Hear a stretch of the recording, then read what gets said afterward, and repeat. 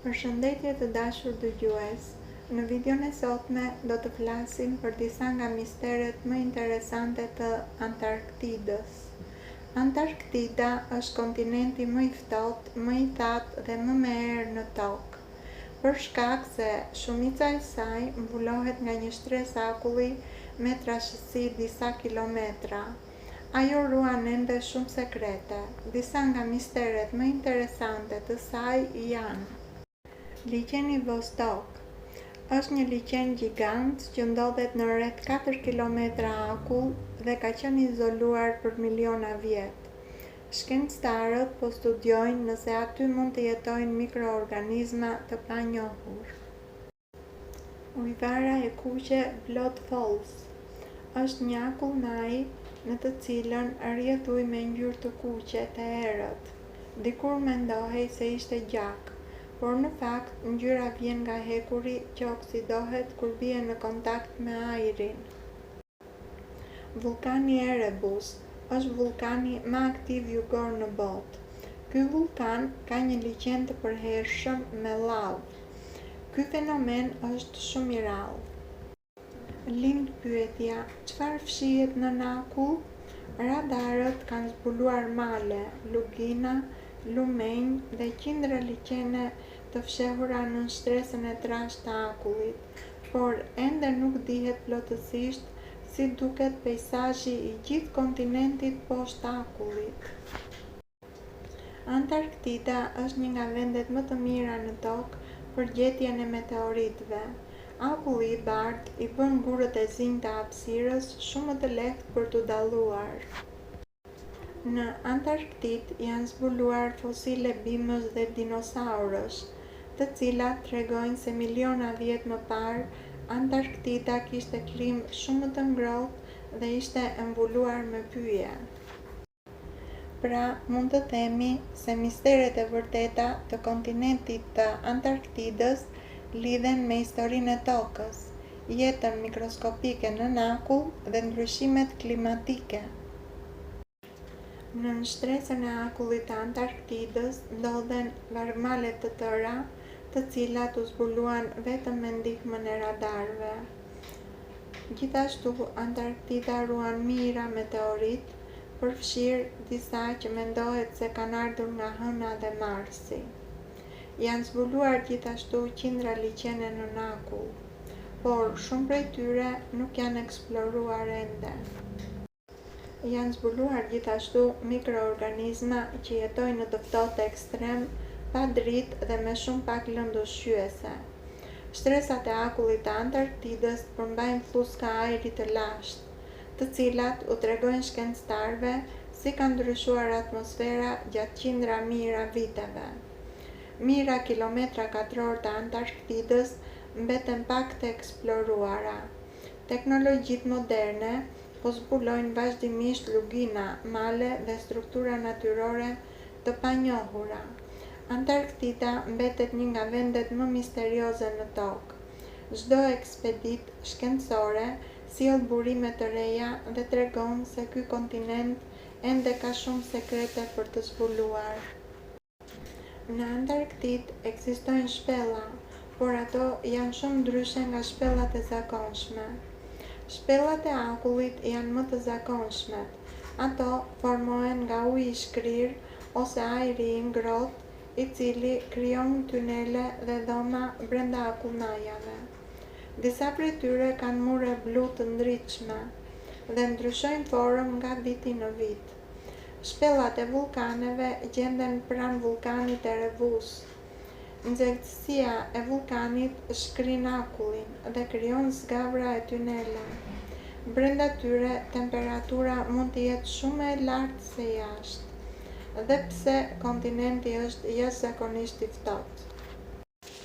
Shkencëtarët i studiojnë këto shpella sepse brenda tyre mund të strehohen mikroorganizma që jetojnë në kushte ekstreme.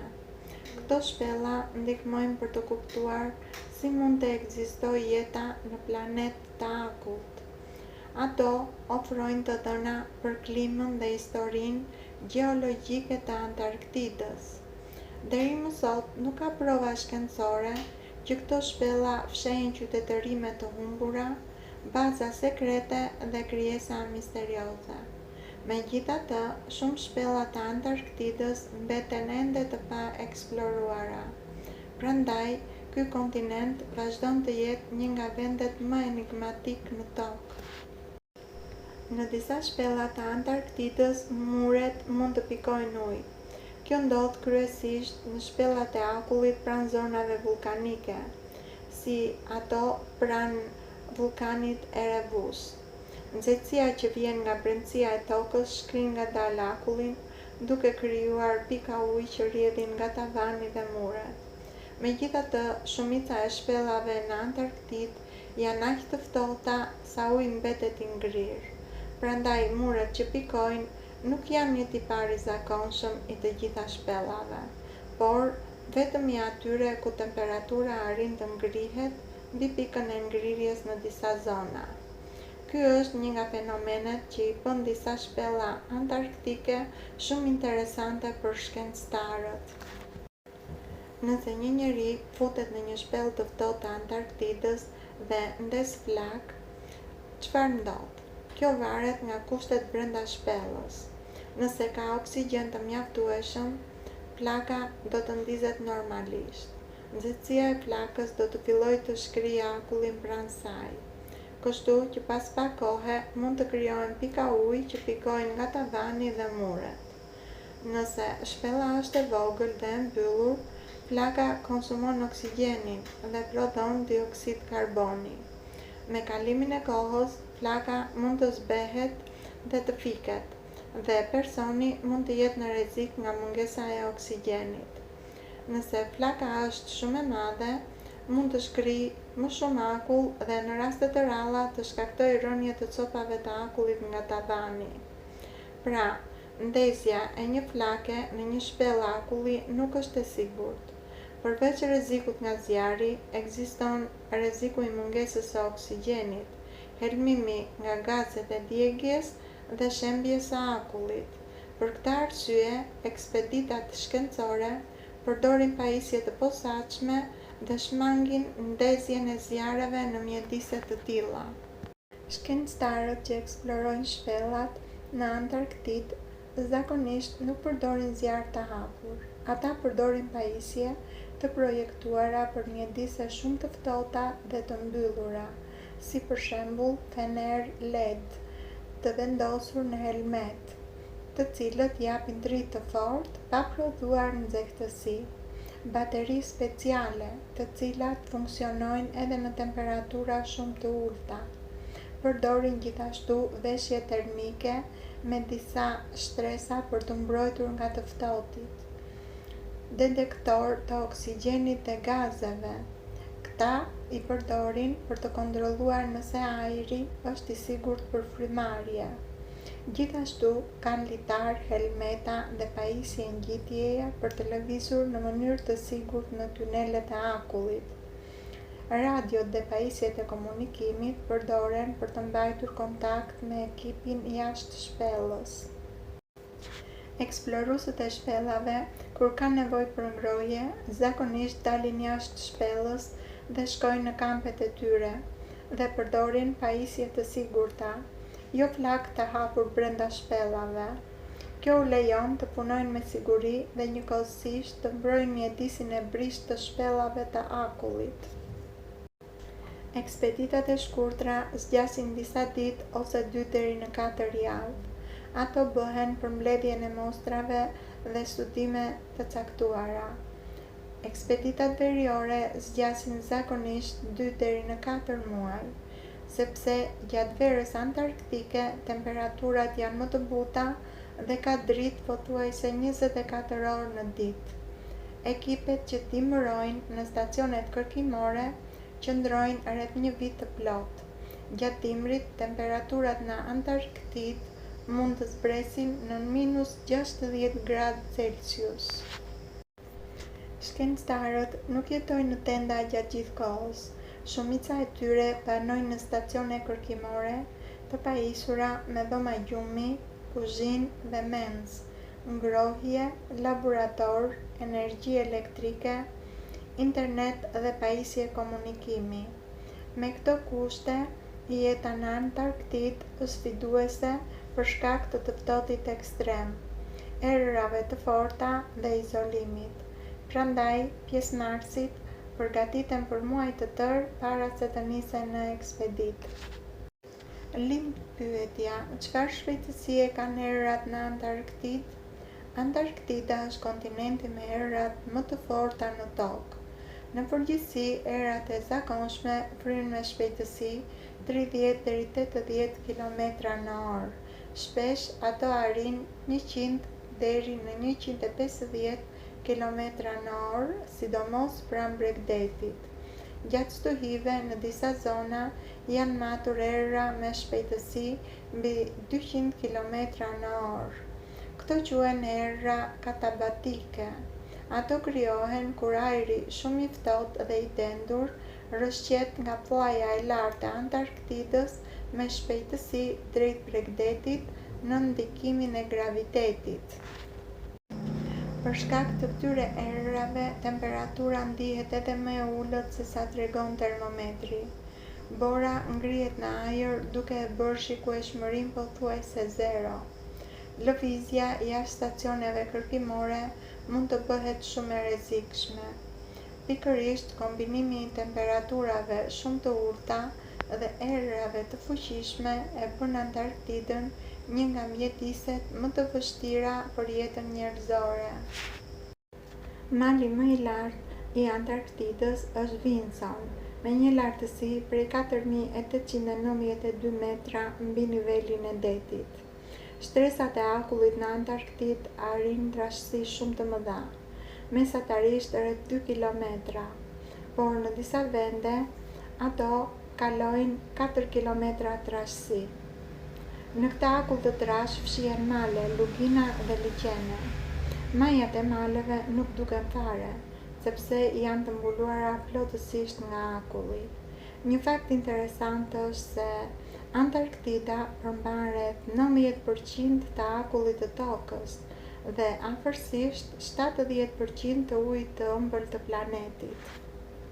Lind pyetja, si realizohet uji i ëmbël në Antarktidë?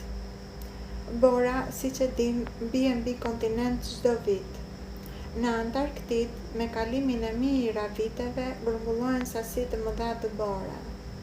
Pesha e shtresave të reja të borës ngjesh shtresat e vjetra dhe me kalimin e kohës bora kthehet në akull shumë të dendur.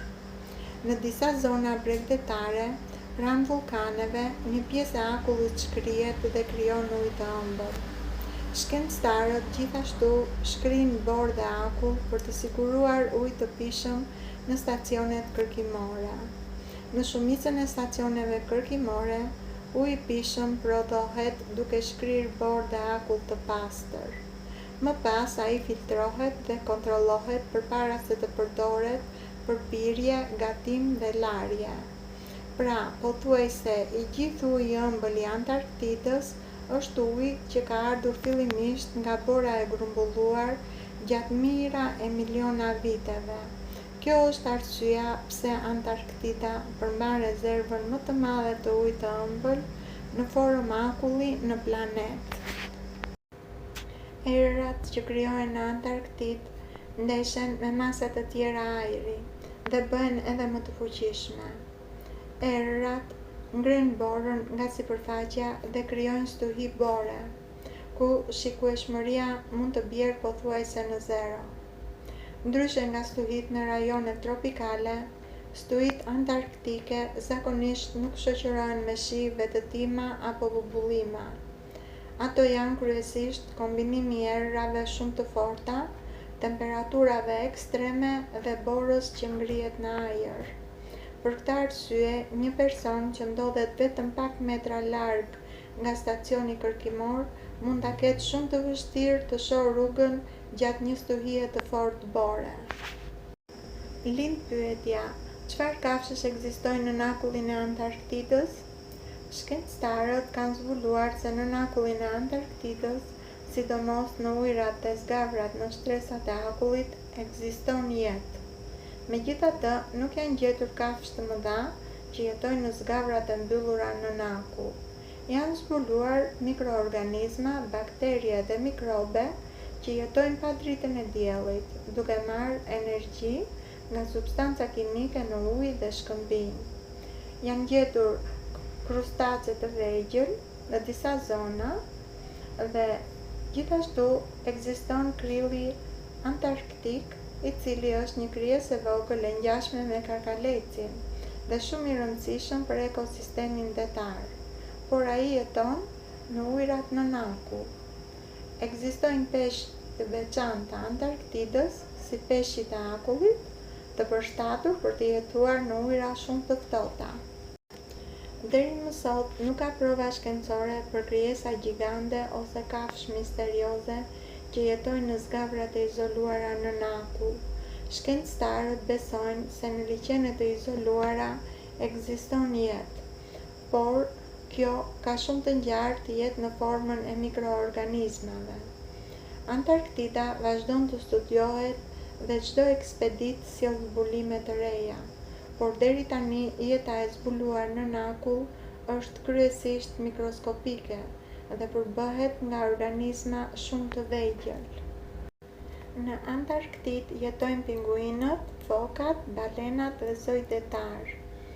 Femrat shtatzan hapin një strofë në dëbor, kur lindin dhe rrisin të vegjëlit e tyre gjatë dimrit. Meshkujt dhe femrat zakonisht nuk ndërtojnë strofka të përhershme, por pushojnë në sipërfaqen e akullit dhe në vende të mbrojtura nga era. Ky informacion bazohet në fakte të mbledhura me ndihmën e një asistenti inteligjent. Faleminderit që e ndoqët videon deri në fund. Nëse ju pëlqeu dhe dëshironi më shumë tema interesante nga historia, shkenca dhe misteret e botës, abononi në këtë kanal dhe aktivizoni njoftimet. Mirupafshim në videon e radhës.